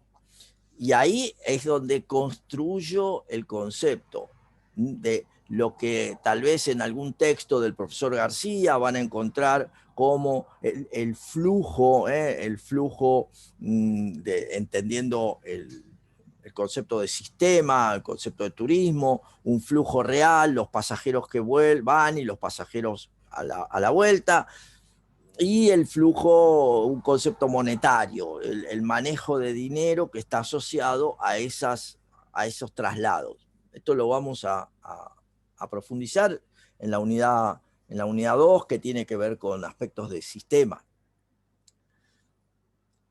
Desde lo que hace la situación del turismo mundial, bueno, es todo muy relativo, pero voy a plantear algunos grandes temas que son las palabras clave que yo históricamente usamos en turismo, que son la magnitud del turismo, es decir, ¿por qué es importante el turismo? Por su magnitud, ¿qué significa el crecimiento en turismo? ¿Por qué hablamos de mundialización en turismo? ¿En qué medida el turismo es vulnerable o no? Y ustedes se darán cuenta rápidamente lo vulnerable que puede ser, y la resistencia que puede tener el turismo. Todo eso es los conceptos que siempre están detrás del análisis de la situación mundial del turismo, tal vez lo voy a plantear. Este es un video que ustedes tienen cargado, no lo voy a plantear ahora, lo voy a mirar más rápido en otras pantallas, pero ustedes lo tienen cargado en el aula, este video, para verlo, es muy útil. Voy a plantearme, a ver, acá. La magnitud del turismo en 2019. Por eso uso el dato de 2019, porque el 2020 se cayó todo como un piano, fue apenas un 20% de todo esto, pero en el 2019, el último dato conocido, estábamos en más o menos 1.500 millones de habitantes, teníamos un crecimiento que iba al 4% creciendo respecto al año anterior, y para que ustedes tomen en cuenta esto, estaba creciendo el turismo más rápido que lo que crece la economía. La economía mundial crece con todas las ganas al 2%, 2 y algo. El turismo estaba creciendo al 4%. Es decir, todo el mundo, había un incremento. 1.4 billones de dólares, el 3% de toda la actividad mundial está asociado al turismo. Entonces, rápidamente ustedes empiecen a visualizar que todo esto desapareció en el 2020. Entonces, claramente ustedes observan que 1.500 millones de habitantes no viajaron. A lo sumo habrán viajado con todas las ganas 50 millones de habitantes, si te toca, si es que pudieron viajar, y menos también. O sea, la caída es catastrófica. Entonces, Una pregunta. Estamos dale. hablando de Argentina, ¿no? Para el crecimiento No, del 4%. no, ojalá. ¿O mundialmente? Este es el mundo, no, este es el Sí. turismo mundial, no, 1.500 Ok. millones, pero pará, si 1.500 millones de turistas en Argentina, ¿sabes qué? Te estarían pisando la cabeza, todo, no. Bueno, bueno. Está bueno, eso está bueno. Acordate que somos 44 millones de habitantes, y 1.500 millones, Claro. capaz, Sí, sí, por eso. nos Como que me mata. confundí ahí. Entonces, pero está bueno. El Bueno. punto es que todo eso refleja la caída por un lado, y la importancia que esa caída tiene. Representaba el 9% de toda la actividad económica del mundo. El PIB mundial quiere decir el Producto Interno Bruto, es decir, el total de los bienes y servicios producidos a nivel mundial. La actividad asociada al turismo representaba normalmente, históricamente, el 9% de todo lo que hacemos. Fíjense que al desaparecer eso, el 9% de todo lo que se hace en el planeta se dejó de hacer. Este es importante, es un número muy grande. 5% de todas las inversiones, 6% de todas las exportaciones. Recuerden que exportar significa lo que le vendo a otro país. Pero en particular en turismo, es importante entenderlo, toda llegada de un turista a un país refleja el concepto de la exportación. ¿Por qué lo refleja? Porque en realidad ese turista trae divisas al país y se lleva experiencia, se lleva, qué sé yo, la riqueza de haber visto las cataratas. En los ojos se la lleva, en la mente se la lleva. Pero, ¿qué dejó? Divisas. Las divisas es el concepto de moneda extranjera. Entonces, el turismo es entendido como una exportación, el turismo receptivo. El turismo emisivo es considerado como una importación, porque es la salida de divisas hacia el resto del mundo. Es decir, entrada de divisas es una exportación, salida de divisas es una importación. Estamos acostumbrados a entender eso con cosas concretas cuando decimos, le vendo trigo al mundo, exporté. Le compro un televisor a los japoneses o a los chinos, importé. Pero en turismo, un turista europeo que llega a la Argentina es una exportación, turismo receptivo. Un argentino que va a París es una importación, turismo emisivo. Es muy importante entenderlo. Bueno, el 10% de todos los empleos del planeta está asociado al turismo. Entonces, fíjense el impacto que tiene al no haber podido hacer nada de esto. 10% de todos los empleos del planeta se vieron resentidos por la no actividad. Esto es un número muy fuerte. En el caso de Argentina, 7,3% de empleo total de la Argentina, 1 millón de empleos, 1 millón de personas más o menos, no tuvieron ingresos para empezar a conversar asociados al turismo. Ni hablar del total de personas que no tuvieron ingresos porque cerramos toda la economía, una decisión a todas luces inconducente, pero no importa. Eso, en términos de turismo, 1 millón de empleos, ahí nomás. O sea, 1 millón de personas que no percibieron por turismo sus ingresos. Lógicamente, como país decidimos que le íbamos a pagar, bueno, está todo bien. Le dimos una ayuda, lo vamos a ver, pero concretamente 260 millones de empleos del planeta no tuvieron ingreso, porque no había turismo. Ese es la fuerza. Bueno, acá lo que pueden ver, más que nada, no para meternos, pero es la cadena de pagos. Cuando en la unidad 4, profe, ¿puede repetir otra vez lo de la importación y exportación? Sí, cómo no. Gabriel. Por un lado, primero entender, cuando hablamos de moneda extranjera, y decíamos recién el tipo de cambio, moneda extranjera, el nombre técnico de la moneda extranjera es una divisa. Divisa es eso, la expresión de la moneda de otro país. Por ejemplo, dólar, por ejemplo, euro, por ejemplo, yuan en China o renminbi para China. Eso es moneda extranjera, nombre técnico, divisas. Entonces, cuando le vendemos al resto del mundo, económicamente eso se conoce como una exportación de bienes y servicios. Le vendí mi capacidad para dar clases a gente que vive en Estados Unidos y entonces yo le estoy vendiendo una clase de economía, no sé, o de tai chi, y entonces doy una clase de tai chi para gente que está no sé, en Brasil. Esos son servicios. Cuando yo le vendo un satélite, como nosotros en Argentina producimos satélites, se lo vendemos al resto del mundo, a algún país, eso es una exportación. En términos de turismo, como esa exportación refleja la entrada de divisas, en turismo, la entrada de divisas se produce con el turismo receptivo, cuando viene un turista del resto del mundo a la Argentina.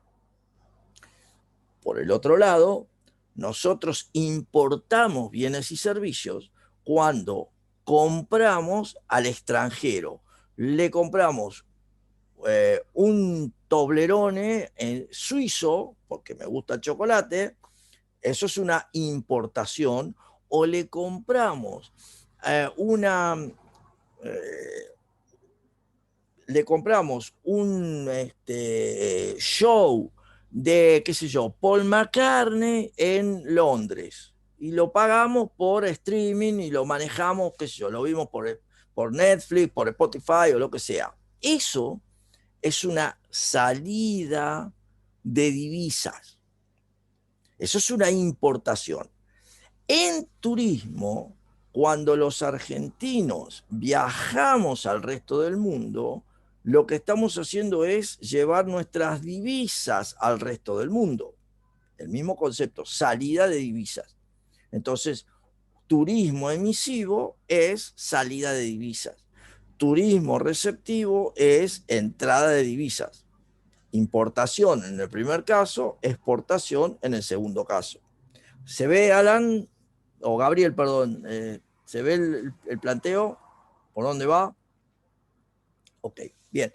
Entonces acá tenés el proceso de cómo fluyen los ingresos a partir del turista que compra un paquete turístico, compra, qué sé yo, un café, lo que sea, y toda la secuencia que se va produciendo, y esto lo vamos a ver en la unidad 4 como el concepto del multiplicador turístico, es decir, las rondas de gastos que se van produciendo a medida que vinculamos a todos los actores que están detrás de la noche de hotel que compró ese turista, para decirlo así, o de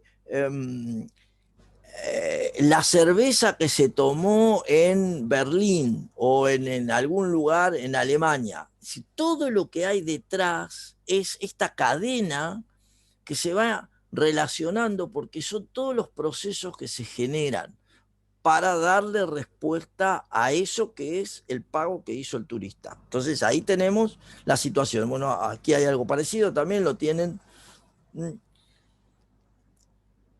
También de nuevo es, bueno, ¿a quién le va bien con esto? Fíjese que el país que más gana con el turismo, que más ganaba con el turismo, y por ende el que más perdió, Estados Unidos.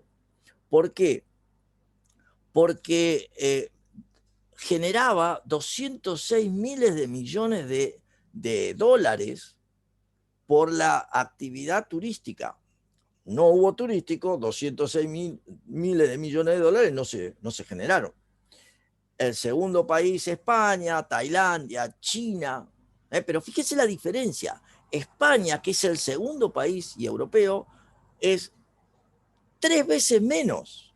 6 por 3, 18, menos de 3 veces de la relación. O sea, Estados Unidos claramente fue el gran perdedor en términos de la situación de la pandemia. Por eso también Estados Unidos decidió no tener tan estrictos la modalidad que hizo el presidente Trump, bien, mal, fue muy diferente en cuanto a las restricciones. Así todo, el resto del mundo no podía salir, por lo tanto no podían ir a Estados Unidos. Los países que más gastan en turismo, y acá es muy fuerte, porque los chinos son los que gastan 261 mil millones, más millones de dólares. Es el país, digamos, digamos, el tipo de turista más gastador del planeta. También es bueno entender que los chinos tienen alrededor de 45 o 50 millones de millonarios. Por ende, tienen más población millonaria que toda la Argentina. ¿Sí? Entonces, de allí surge esta posibilidad de tener tal relevancia en el gasto. Porque claramente, si alguno vio a un chino gastando, particularmente los he visto en Europa, se llevan todo, arrasan, son más peligrosos en el sentido de compradores que los árabes. Los árabes son muy selectos, pero los chinos se llevan todo, todo. De ahí los números. O sea, el segundo país, Estados Unidos, la mitad, menos de la mitad. Importante, Alemania, Reino Unido, Francia, pero fíjense la relación entre Francia y China. Los franceses gastan 40 mil millones de dólares, los chinos gastan 260 mil. 6 por 6 por 4, más o menos. 6 veces más, casi 7 veces más gastan los chinos que un francés. Bueno, eso. Bueno, turismo importa, como ya vimos, bueno, toda la paz, la seguridad, la creación de empleo. Bueno, fíjense estos datos, estas cuestiones: crecimiento económico, desarrollo, creación de empleo, protección del ambiente, conservación de la cultura, paz y seguridad. Todo eso desapareció. El año pasado y este año todavía desapareció. Es decir, no es que no sea eso, simplemente no hubo actividad. Entonces, todas las actividades asociadas a esto no se generaron. ¿Sí? La protección del medio ambiente también. Bueno, ahí justamente al revés, y ese es el punto interesante. Al no haber nada, por lógica, el ambiente se reconfiguró y volvieron los animales, volvieron los cisnes a Venecia, volvieron los animalitos a, qué sé yo. Bueno, pero ahí, fíjense, otra situación. Es muy loco, pero cierta población de animales en algunas zonas estaban acostumbrados a vivir de lo que le dieran los turistas. Y de alguna manera perdieron la capacidad de búsqueda del alimento. También eso trajo un problema, porque el animal estaba acostumbrado a comer de lo que le dieran los turistas. Esto cualquiera que haya estado en las cataratas ve a los cuatí o ve a un montón de animalitos que siempre están a la búsqueda y van y roban. De hecho, roban la comida tratando. Bueno, ese comportamiento, al no haber a quién, desapareció. Y eso trajo, sí, también, exactamente, en Tailandia fue muy fuerte por eso, porque estaban estrictamente asociados a lo que les dieran de comer y dejaron de darle de comer, porque no había quien le diera de comer. Y entonces se mueren. Bueno, es decir, la protección ambiental está, pero también está estos desequilibrios generados por la fuerte presencia del turista y los impactos que eso trae. Bueno, tasa de crecimiento, bueno, estos números ya se fueron a cualquier parte. El planteo es que para el 2020 estaban, para el 2030, perdón, estaba planteado 1.800 millones, eso fue un dato que se hizo ya hace muchos años, pero el problema, como yo les decía a los alumnos el año pasado, esto se lo planteaba el año pasado, fíjense ustedes que si en el 2019 hubo 1.500 millones de habitantes, la proyección de 1.800 para el 2030 ya estaba mal, ya no iba, ¿por qué? Porque claramente a la tasa de crecimiento, hasta el 2019, teníamos 1.500 millones de habitantes, viajando 1.500 millones, ya los 300 que faltan era un toque, ya estaba. O sea, no, lo ibas a tener mucho antes. Entonces, esa proyección no iba a ser así. Ahora bien, vino el COVID, vino la pandemia, y entonces ahora los datos nos dicen que, las proyecciones dicen que más o menos para el 2026 se va a volver a tener la misma cantidad de pasajeros que se tuvo en el 2019, con toda esta historia. O sea que hasta 2026, fíjense que es cuando ustedes se van a estar recibiendo, creo que ya lo habíamos comentado el otro día, pero es cuando ustedes van a estar recibiendo, ojalá, dijo uno, entonces ahí recién vamos a estar como en el 2019. Y entonces, de ahí empezamos a contar otra vez a ver si llegamos a, no importa si llegás, pero la tasa de crecimiento de promedio anual que estaban calculando con Silvia y demás, 6,2% promedio anual. 6,2% promedio anual, ya está. Ya no existe esa tasa. No, llegada de turista, no, esto no le voy a dar bolilla. No le voy a poner.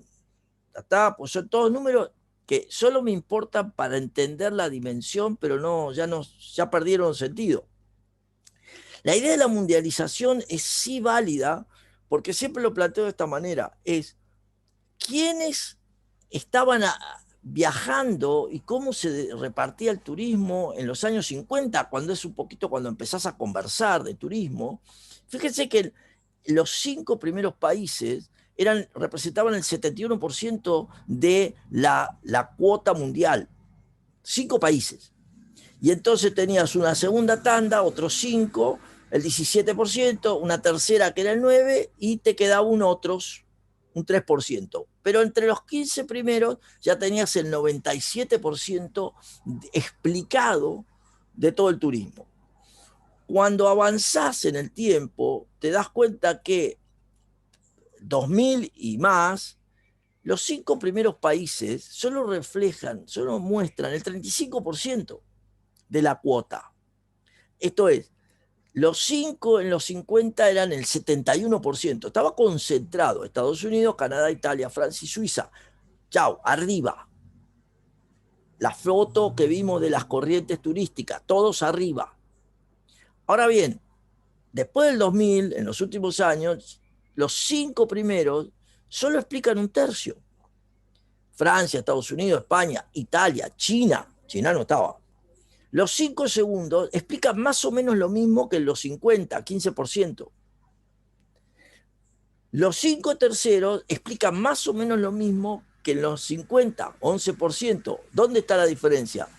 En el otros, que es la aparición de un 38%, fíjense, 10 veces más que lo que era en los 50. Es decir, el otros, qué sé yo, Argentina, cualquier país que se les ocurra, explica este 38%, es decir, más de un tercio de todo el turismo no existía en los 50, no estaba vinculado a países que aparecieron en los 50 años que siguieron a este momento del tiempo, de 3% a 38%. De ahí el concepto de la mundialización, ¿sí? La apertura, la variedad.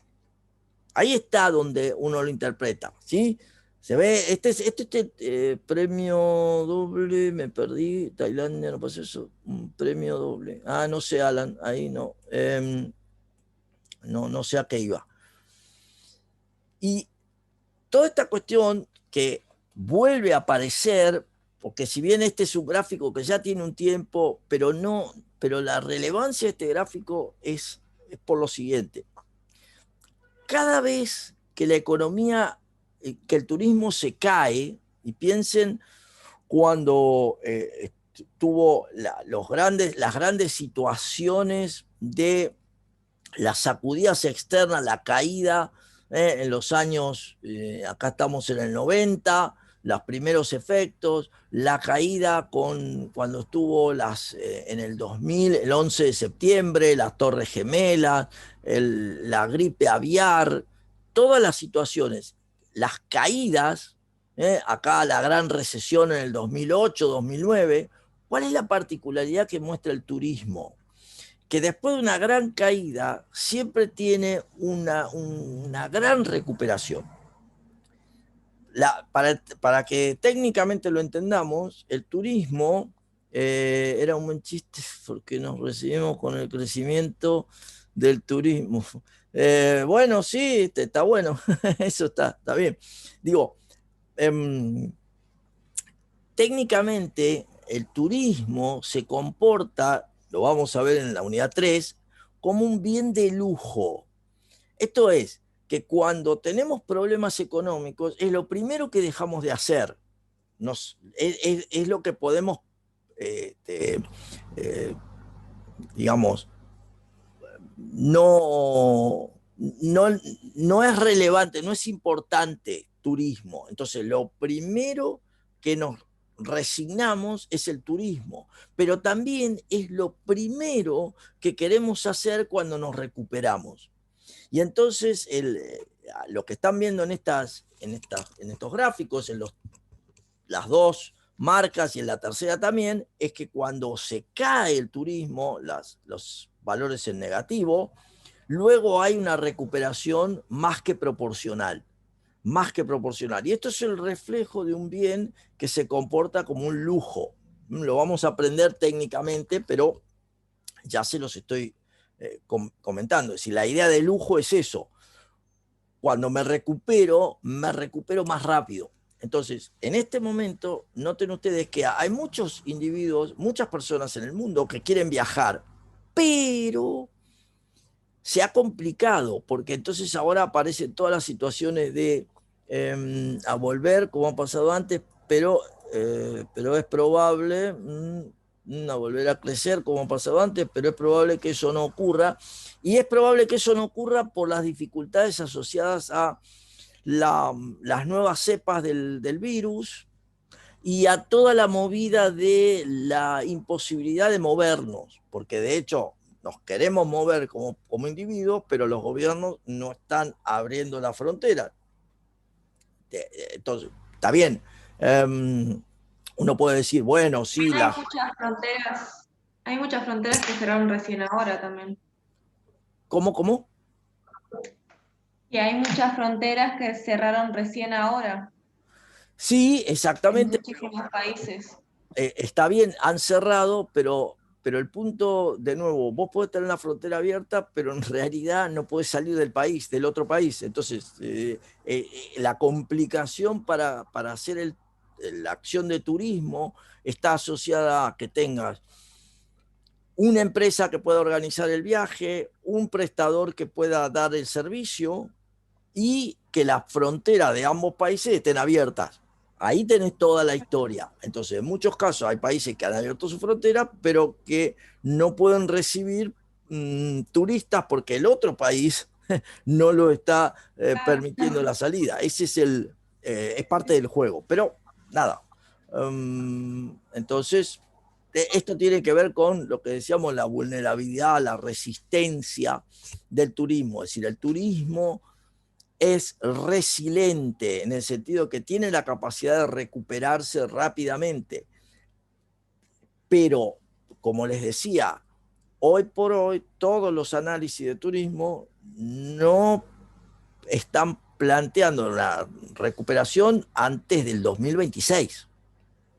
Es decir, ese es el punto fuerte, porque el 2022 va a empezar a moverse, el 2023 a moverse, pero hay los análisis de las agencias de los aéreos, de todo lo que es la industria de transporte aéreo, van por ese lado. ¿Pero por qué? Por esta dificultad de ¿con quién me siento? Me siento y al lado alguien tose. ¡Wow! Nos morimos todos. Entonces, es decir, no pasa nada. A mí particularmente no me altera en lo más mínimo, pero más de uno va a decir, epa, ya está, lo denuncio. ¿Sí? Bueno, estas palabras del secretario general de la OMT son varias. El turismo es resistente, hay cierto grado de deterioro de la situación a partir del cual todos los sectores económicos empezarán a sufrir. Estas palabras son ya de algunos años atrás, pero realmente son justo las mismas que van ahora. ¿Por qué? Porque todo el mundo experimentó la misma situación, la caída. Entonces, va a haber viajes internos, domésticos, es el tema clave. Todos quieren viajar dentro del país. Todavía vemos cuando viajamos fuera del país. Turismo repetitivo, turismo independiente, son los que más resisten. Visitas a amigos y familiares, ¿dónde me puedo quedar? Y por ahí no sé si voy a un hotel. Estancias más cortas, menos gasto. ¿Cómo hago valer mi dinero dentro del país? ¿A dónde voy? ¿Sí? Ventaja competitiva. Cuando hacemos mención a este concepto, es un concepto más elaborado, pero para que ustedes lo trabajen. La ventaja competitiva es cuando yo hago algo diferente a lo que hace el resto y lo puedo mantener a lo largo del tiempo. Eso es una ventaja competitiva. Para que vean la diferencia, la ventaja comparativa es cuando yo tengo algo que el resto no tiene. Por ejemplo, Argentina tiene buen clima, buena tierra, tiene una ventaja comparativa. Es más, nosotros tenemos las cataratas, tenemos Ixchigualasto, tenemos el glaciar, o sea, tenemos ventaja comparativa, porque tenemos algo que el otro no tiene. Eso se puede transformar en una ventaja competitiva cuando yo le aplico una transformación que lo haga diferente a lo que se puede obtener en cualquier otro lado y lo puedo sostener en el tiempo. Para que no haya duda en ustedes, cualquiera de ustedes que me diga, estoy estudiando chino ahora. ¿Por qué? Y bueno, porque se viene por ahí. Claramente eso es una ventaja competitiva. Porque ustedes pueden tener facilidad para los idiomas, eso es estructural, eso es parte de ustedes. Eso es una ventaja comparativa. A mí me sale fácil los idiomas, a mí me sale fácil pensar las matemáticas. Eso es una ventaja comparativa. Pero cuando yo eso lo transformo y digo, bueno, estoy estudiando chino o me estoy especializando, eso es una ventaja competitiva, porque a alguien le interesa lo que yo tengo. Claramente. Bueno, a nivel país, nosotros tenemos ventaja competitiva cuando, ¿qué hacemos? Las cataratas pusimos el trencito y ponemos un montón de cosas que permiten visitar las cataratas. Las cataratas, que es una ventaja comparativa, la transformo, como cuando hablábamos del recurso y el atractivo. Es lo mismo, le aporto algo que hace que el resto del mundo no pueda. No, digamos, mejor que lo hace el resto del mundo. Eso es ventaja competitiva. Bueno, todos aquellos que tienen ventaja competitiva van a tener la posibilidad de recuperarse más rápido. ¿Sí? Ese es el tema. Bueno, hábito de viajar, ¿qué vamos a ver? Mercados emisores más afectados. Bueno, voy más allá. Un tema clave de la población es, bueno, para el 2050 más o menos vamos a tener alrededor de acá, mayores de 60 años, 2.000 millones de personas mayores de 60 años. Ustedes van a estar en el 2050, dentro de 30 años, van a tener, bueno, 49, más o menos, 48. Entonces, a ustedes como agentes de viaje, los que quieran ser, le van a estar vendiendo seguramente a esta población. Hay 2.000 millones de personas que van a ser mayores de 60 y cada vez va a haber más mayores de 60 y esto es importante porque entonces tengo que pensar el turismo de otra manera para gente de lo que hoy por hoy son no ya la tercera edad, porque eso ya no existe, sino los adultos mayores, digamos, todo aquel que tiene capacidad de hacer un montón de cosas que va a ser el grueso, en el 2050. Bueno, búsqueda de vida más plena, motivaciones para cada vez para viajar más, todo esto asociado a que hay cada vez más envejecimiento, pero también hay más rentas. En Europa, uno dice, en Argentina, más o menos, no tanto, pero en los países europeos sí, que son en definitiva los que van a estar viajando. Y entonces yo tengo que pensar desde este espacio a todos aquellos a los que les voy a prestar servicio, que van a ser los adultos mayores de Japón, los adultos mayores de Europa, los adultos mayores de Estados Unidos, los adultos mayores de adultos en general de China. Bueno, yo les voy a estar prestando servicio seguramente, ¿sí? Acá hay un montón de planteos de más o menos cuál es la media de edad. Fíjense que en Canadá la media de edad es 42 años. En Europa tengo zonas de 42, 43. Esta es la media de edad. O sea, son países viejos, son países grandes. A diferencia de Argentina, que está en 31 años, ¿sí? Europa tiene 43 años. Esa es la diferencia. Por eso nosotros somos un país todavía joven, en el sentido de que hay mayor cantidad de gente joven. ¿Sí? Bueno, nada. Tomar el control, alguna cosita así. La idea, cada vez somos más grandes, cada vez te exigimos más, cada vez vamos a estar más preocupados por la calidad de vida, estamos interesados por el ocio, el tiempo libre. Esta es la esencia de lo que va a venir, de lo que ya es y del juego. Sobre todo que ahora a esto que le ponemos, el COVID. La preocupación por la vacuna, la preocupación por el contagio, y eso tiñe todo lo demás. Entonces, lógicamente, todos los mercados que están asociados a eso, la naturaleza, el ecoturismo, la evasión, la cultura, todo ahora va a estar teñido por te cuidaste, no te cuidaste, hay algún indicador de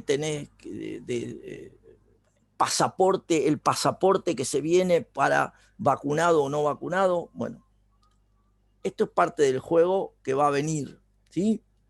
Entonces, nada, cierro con todo esto, reflexionen, trabájenlo, lo vamos a evaluar, pero esta es la unidad de partida. Este es el mundo en el que nos metemos, esto es el turismo, esto es todo el juego que busco que ustedes empiecen a elaborar a partir de la práctica, a partir de sus lecturas. ¿Sí? ¿Alguna pregunta concreta, clave, dura, algo que haya quedado dando vuelta? Sí, no. No. Profe, Sí, dale. yo no hay ninguna duda, sino que unos chicos avisaron que se les fue el wifi recién y no llegaron hoy a dar el presente, o sea, no sabían que se les cortaba a las 5 o 5:30, no llegaron Ok. a dar el presente. Bueno, yo después yo les pongo el presente, no se hagan problema. No, Irupé, está todo bien. No, yo les puse el presente igual, pero ya está, yo ahora lo manejo. ¿Está? Por mí Bueno. todo bien. Está bien, por mi parte ninguna. Como que nunca di el presente en la U24, no sé. Dale, no se haga problema, yo lo manejo. Como que Profe, el presente se da entonces en... Y se da temprano, se da cuando entran a la clase.